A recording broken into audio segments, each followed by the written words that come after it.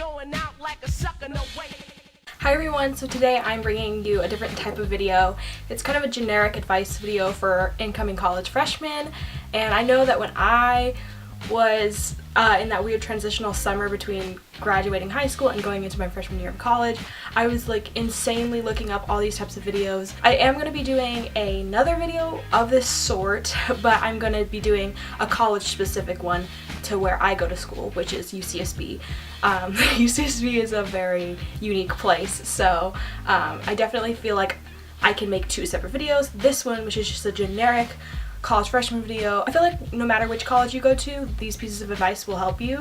I have 7 tips. I know that's a weird kind of not even number. 7's a weird number, but I feel like these 7 tips will ensure that you have a great freshman year. So number 1 is something that I had to learn the hard way, and that is don't overpack. Okay, so when we move in, they, at least for my school, they put all your stuff, they load it into this big old bin that you like transport up to your dorm, and people help you move it in. Most people have 1 car, some people had 2. I had like 4, and I had multiple move-in people tell me that that was the most they've ever seen in their lives, and yeah, it wasn't cute. And then I was just sweating in my room, just like, where do I put everything? Where do I put in everything? I'm living in a shoebox. I don't know where to put everything, and it was not cute. Honestly, make a succinct list. List out everything you want to take. Start listing it now, because you're gonna forget something or realize you don't need something, and so you need to constantly have time to make those edits on that list. Seriously, make a packing list. That's what I'm doing for this next year, and I'm definitely downgrading the amount of stuff I have because that was ridiculous and I was really embarrassed. So secondly is don't go crazy, because your first year of college is that first time you're moving out of your home for most people. For a lot of people, it's your first time being out on your own, your first time making your own decisions, and a lot of people have strict parents, and so they feel like, okay, yes, I can do whatever I want, like I'm gonna go turn up. They just go turn up and act crazy, and then bad things can happen. It's fine to party, that's great, that's a part of college, but definitely be responsible. I know a lot of people who had strict parents, never touched a drop of alcohol in their life, and then they go off to their various schools and they're like, ah, and they go absolutely freaking wild, and sometimes that results in them being kicked out of their school. You're so privileged to be able to go into an institution of higher education and learn. Don't mess that up by going too wild because your mama can't tell you what to do now that you're an adult. So just moderation. Everything in moderation. Number 3 is try to meet people beforehand. I know that for my school we had like different apps or Facebook groups that people met each other through, and that really helped. Like I followed a bunch of people on Twitter and Instagram and all these different things, and I made a lot of cool friends before I actually arrived on campus, so that when I did move in, it wasn't just like, who are all these people? Bye mom and dad, I know nobody here. And I go to school 400 miles away from my hometown, so if I didn't know anyone, that was going to be very scary for me. So I made sure to meet people. I even met my roommates beforehand online. A lot of my friends did the same thing, and so they knew who they were living with beforehand, and they could kind of figure out whether their personalities would mesh well, and whether their living habits would kind of mesh well with each other. That really helps, because I hear of a lot of roommate horror stories. Thankfully I don't have a roommate horror story for you guys, but I know a lot of that can be avoided if you find a roommate beforehand, or just find a solid group of friends that you chat with. Honestly, it really helps. I was never a very popular person. I put myself out there and I made it my task to really focus on putting myself out there. Obviously you're not going to mesh well personality wise with some people, and that's what I learned. I try to be friends with everyone, and some people's personalities just don't mesh well with mine, so that's okay. That's okay if some people don't like you or if you don't hit it off with them. That's natural. Number 4 is really about getting involved.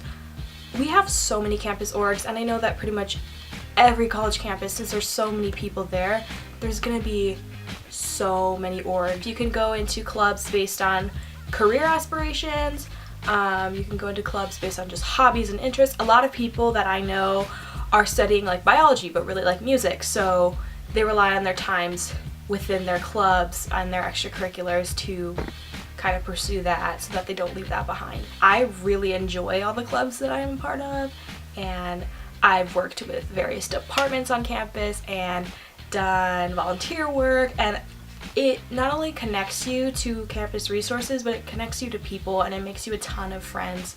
And I'm really thankful that I got out there and took the opportunities given to me and ran with them and made a lot of cool friends that way. Number 5 is find a safe space. And this might sound really weird, but when you're living with people and you're living in a dorm setting, a lot of times you can barely ever find time alone.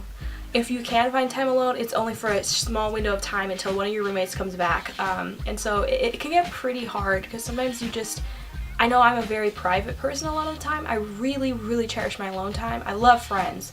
I'm really social, but at the same time, I need time to just reflect and sit down and like watch YouTube videos or Netflix alone, completely alone. Find a safe space, whether that be like some nook in the library, like some little corner that you like to just sit in, or maybe like a building that not a lot of people hang out in at your school. Or I'm lucky enough to have the ocean right next to me, so sometimes you just sit there and find an empty place on the beach and just like stare in the ocean for a little while. It really helps your mental health. But yeah, that was the roughest part of the transition for me, was just not having a lot of alone time. So seek out some places where you can be alone or not surrounded by a ton of people. Number 6 is about familiarizing yourself with campus resources. I know a lot of people who unfortunately don't know what their campus offers in terms of mental health services, and let's take that for an example. Mental health services, physical health services, a lot of people don't really bother going by or checking it out. 1, because they don't really know it exists or what exactly it offers, and 2, because they're worried that it costs a lot of extra money. And you'd be so surprised. A lot of times they have free services. You're paying money to go to a place, and the money that you spend, you should be getting back somehow. And so if you don't know about the resources you have on campus, then you're not really getting your full money's worth. And I feel like there's lots of ways to kind of learn about your campus resources. You could ask a faculty member. We're lucky enough to have a student resource building, but I don't know, a visitor center, something like that. Like, you could ask them about that, or just explore. I know I just walk around campus sometimes and I always find new buildings and new little resources or study areas, and it's really cool that way. So yeah, definitely make sure you know about your campus resources. And my last one is really a generic kind of cheesy tip. Is just enjoy your time, especially freshman year, because you're going to be taking general ed classes, lower division kind of easier classes.